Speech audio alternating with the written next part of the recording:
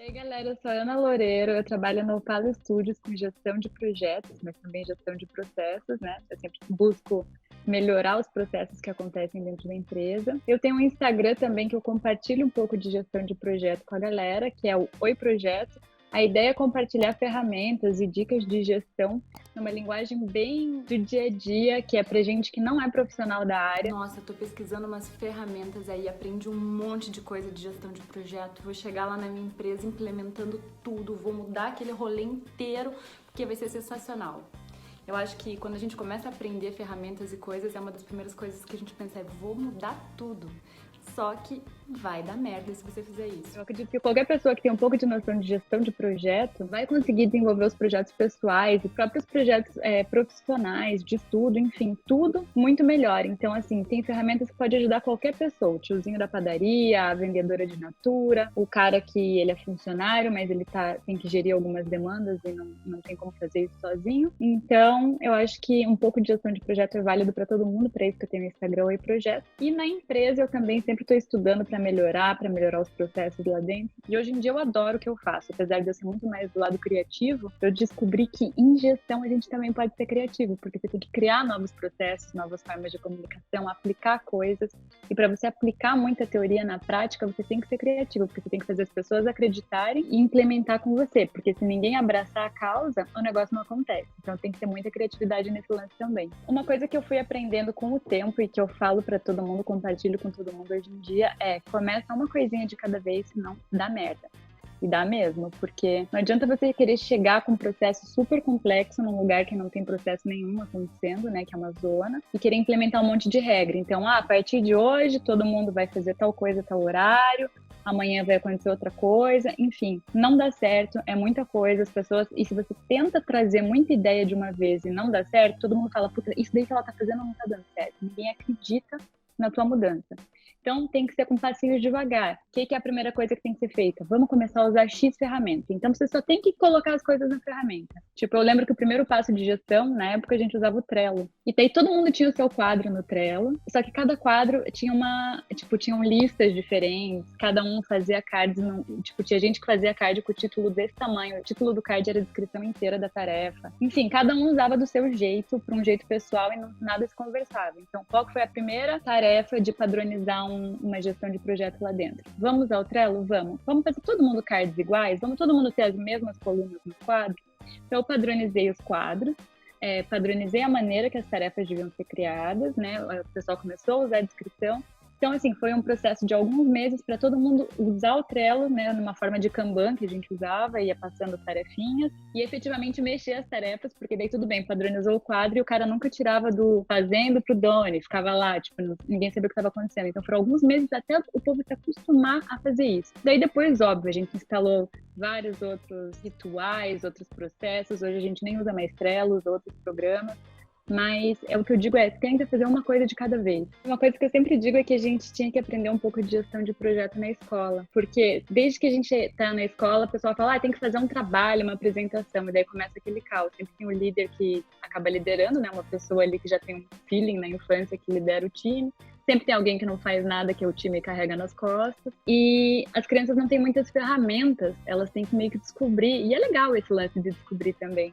Mas eu acho que se na escola a gente já se familiarizasse com algumas ferramentas, algumas metodologias, todos os projetos, tipo, o teu estudo para o pré-vestibular, você poderia organizar seus estudos pré-vestibular muito melhor, você poderia organizar os seus projetos de faculdade muito melhor e fazer isso daí render muito mais e se tornar coisas muito mais interessantes para a tua vida profissional. E o mais legal é que na minha época da escola, a gente nunca teve acesso a nenhuma ferramenta. Mas conversando com amigas sobre isso, eu vejo que algumas escolas, óbvio, né, escolas, enfim, particulares ou alguns professores realmente interessados na rede pública, têm trazido ferramentas e coisas bem interessantes para os alunos na hora de fazer o projeto, distribuído papéis mesmo de gerente de equipe, metodologias. Então, assim, eu acho que já tem gente sacando essa necessidade e implementando isso nas escolas, que eu acho genial e muito importante. Eu acho que a sociedade com com acesso a esse tipo de informação de gestão pode tornar profissionais aí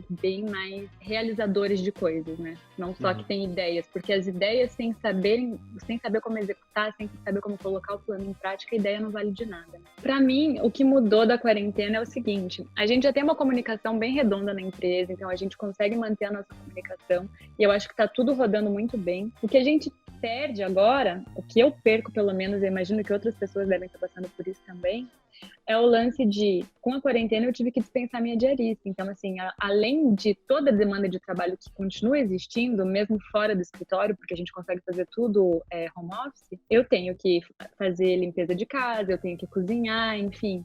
E além de tudo isso, de ter mais atividades que eu não fazia, porque antes eu tinha uma pessoa que fazia pra mim que eu tive que dispensar, tive que pedir para ficar em casa, né, não dispensar. Ainda tem o lance da ansiedade, porque esse negócio da privação de liberdade, tipo, ok, estamos super confortável, comida na geladeira, enfim, a casa tá gostosinha, tô com minhas cachorras, mas não adianta a gente querer ignorar que isso traz uma ansiedade, porque traz uma ansiedade. Tem gente que deve estar em casa e mora com os pais e não tem uma relação tão boa com os pais, então não consegue render tanto no trabalho porque o pai ou fala, tem que passear com o cachorro ou tal, não entende o lance que a pessoa está trabalhando em casa. Tem gente que simplesmente não gosta de ficar em casa e precisa ver gente. Tem gente que adora ficar em casa, mas daí também, podia dar aquela jogadinha ali, né? Entrar no campeonato online para jogar alguma coisa.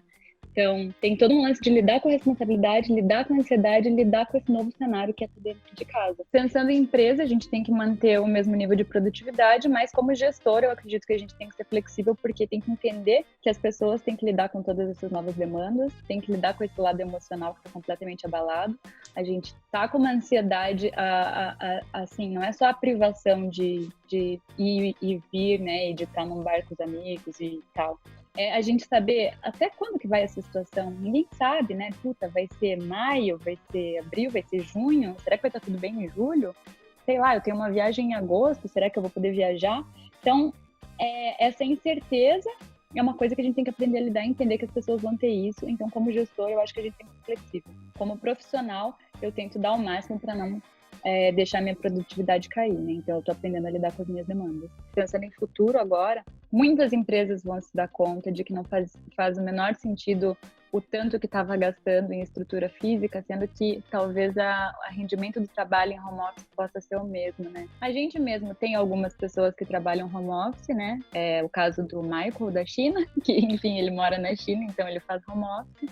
E tem a Ana Paula também, que é do nosso time de atendimento, ela não trabalha no escritório fisicamente, só quando ela tá afim ela vai lá. E eventualmente algumas pessoas da equipe falam, né, eu tenho médico, vai ser no meio do dia, posso trabalhar em casa? Sim, trabalha de casa. Então, eventualmente a gente faz home office também. O que a gente prezou ali pelo espaço físico é porque a gente saca que a interação física traz novas possibilidades para o trabalho, não é só do rendimento do trabalho de cada um. A comunicação, fisicamente, ela é muito melhor. Porque boa parte do trabalho que a gente executa, edição de vídeo, a não ser quando precise captar coisa no escritório mesmo, poderia ser feito home office. Mas a gente saca que as pessoas gostam, a gente criou um ambiente que as pessoas gostam de, a gente saca que isso faz render mais, porque as pessoas estão juntas, e a comunicação ela fica melhor e é bacana ir para lá.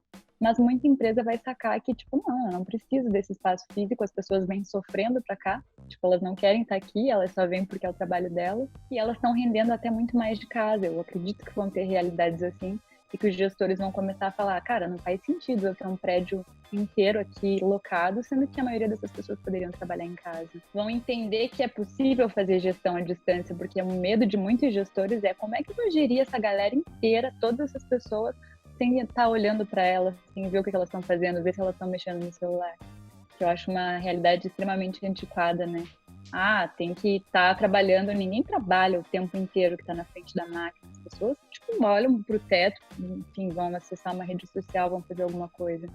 Então, é o lance de confiança no funcionário para entender que o rendimento do trabalho depende muito mais do comprometimento pessoal do que da tua fiscalização em cima do que a pessoa está fazendo. Né? Para mim, a maior mudança do futuro está esse entendimento de que não só o home office em si, mas que você não precisa fiscalizar uma pessoa. o rendimento do trabalho dela depende muito mais de uma confiabilidade e responsabilidade dela do que de você estar fiscalizando. Eu acho que é um processo de aprendizado que vai abrindo a cabeça da gente para as novas possibilidades, né? Eu acho muito massa ver o que está acontecendo aí pelo mundo e nas outras empresas, como o pessoal está se virando para fazer essa transformação digital, né? Porque, enfim, o bar tem que fechar, mas os caras criaram drinks em garrafinha e estão entregando. Os músicos não podem fazer show, mas estão fazendo festivais online. Enfim, tudo isso é muito massa ver como a necessidade faz a gente ser criativo. Talvez você nunca tivesse uma ideia se você não fosse obrigado a ter essa ideia. E agora as pessoas estão se obrigando a encontrar saídas criativas. Depois que tudo voltar ao normal, eu acho que não vai estar tudo normal, vai estar tudo diferente. Não dá para ser só otimista, eu acho que vai estar diferente do jeito de pessoas desenvolvendo mais coisa. Vai ter muita gente ferrada, porque não adianta falar que a diarista tem que encontrar um jeito de digitalizar a vida dela e tal. Não é assim, né? Tem muita gente aí que vai se ferrar, mas eu acho que, falando em mercado de trabalho, as empresas e profissionais vão começar a enxergar o mundo de outro jeito e trazer novas possibilidades para a vida. Tchau, galera. Boa quarentena para vocês e qualquer coisa que precisar, me ache nas redes sociais.